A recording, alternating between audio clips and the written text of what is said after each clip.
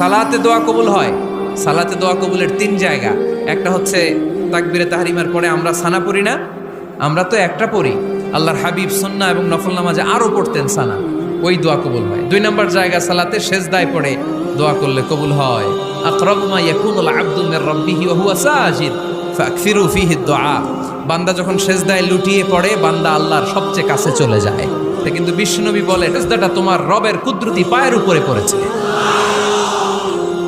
সেজদায় পড়ে দোয়া করেন। সালাম ফিরানোর আগে বিশ্বনবী দোয়া করতেন, লা ইউসাল্লিমান্না আহাদুকুম হাত্তা ইয়াতাআওয়াযা মিন আরবা'a। আল্লাহর হাবিব বললেন, চার জিনিস থেকে পানাহ না আছে আমার কোন উম্মত যেন সালাম না ফিরায়। তারা যেন পড়ে, আল্লাহুম্মা ইন্নী আউযু বিকা মিন আযাবিল কবর, আউযু বিকা মিন আযাবি জাহান্নাম, আউযু বিকা মিন ফিতনাতিল মাহইয়া ওয়াল মামাত, আউযু বিকা মিন ফিতনাতিল মাসিহিদ দাজ্জাল। আল্লাহ কবরের আযাব থেকে বাঁচাও, আল্লাহ জাহান্নামের আগুন থেকে বাঁচাও, আল্লাহ জীবন